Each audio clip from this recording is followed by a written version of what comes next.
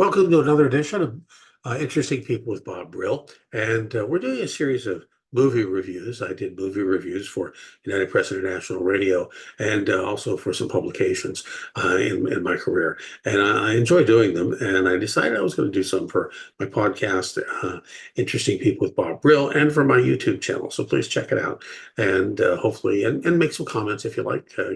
Please subscribe. Please do that on either one of them. We'd appreciate that. Can always use more subscribers. The film I wanted to do today is called Rustin. And Rustin is a very powerful film, but it's a very interesting film. It basically is about the life, one section of the life, and actually more than that, of Bayard Rustin, who was a civil rights leader back in the 50s and the 60s. And basically, the film is about a very controversial man, more at the time than now. Bayard Rustin was homosexual. He was a convicted homosexual, which took place in Pasadena, I believe, back in the days when being homosexual in many states was against the law. And that was very controversial. He was a very powerful person when it came to organization. If you wanted something done, Bayard Rustin was the guy to get it done. And basically, this movie centers on his organization and organizational skills that led to the March on Washington, where they shot for 100,000 people, thought it was impossible to do, especially in a short period of time. And 250,000 people showed up to hear Dr. King and so many others speak that day on the Mall in Washington. And the challenge to getting that to happen in the 60s, when the civil rights movement was at its height. And the FBI was listening in on leaders' conversations, and it was just a really, really tough time. Water hoses, dogs, you name it. It was the time when most of us who lived during that time realized what was going on. Whether we agreed with it or didn't agree with it didn't matter.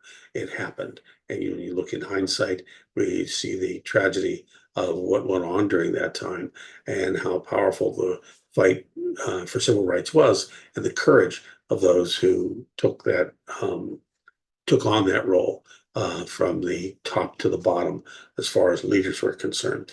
And an actor who I had not really heard of, Domingo Coleman, plays Rustin, and he plays him tremendously. I mean, it's a biopic, so it's the person who plays it, if they play it well, is going to get a lot of accolades. If he doesn't play it well, he's going to get blasted. And Domingo Coleman plays this extremely well. He is Rustin.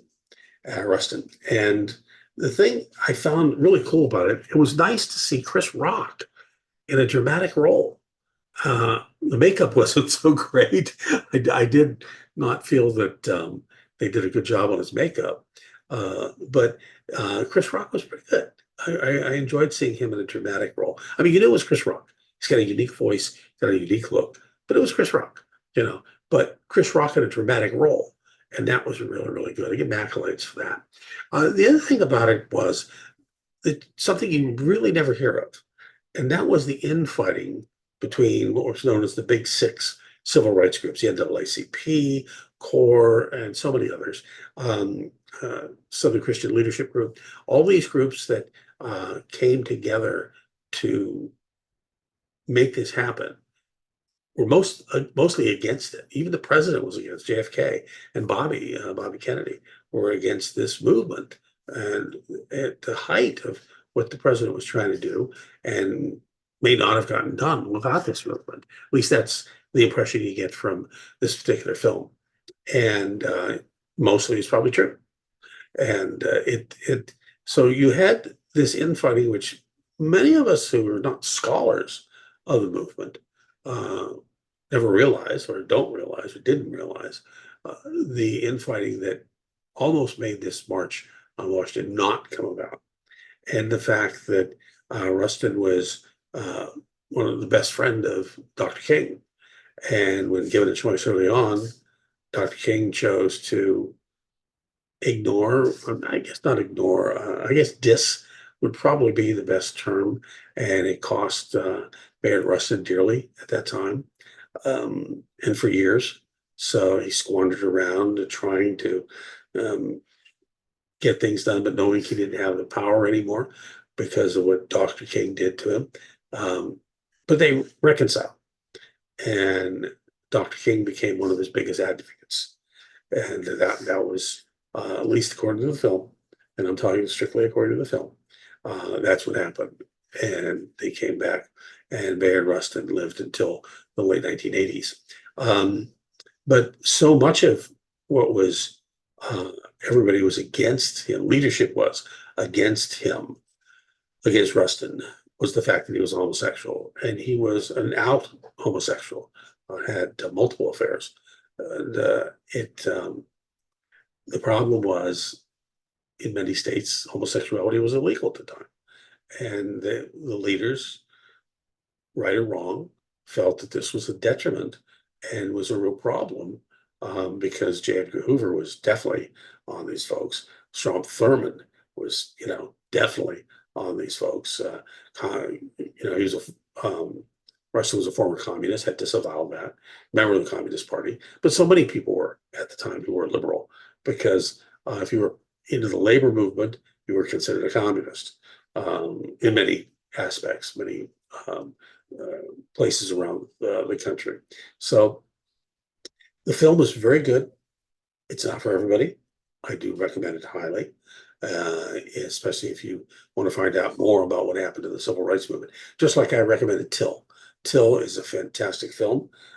Most people, especially those who are white or non-black, I should say, don't know as much about Emmett Till as they should. Same thing with Rustin. And it's a powerful film, and it for nothing else, the historic aspects of it are worth watching the film, and if for nothing else, the performance of Domingo Coleman is worth looking at this film. So I highly recommend it. Again, it's Rustin, and check it out. Small screen is probably where you're going to find it most places, and it's a film that I think definitely is worth watching. We'll see you next time.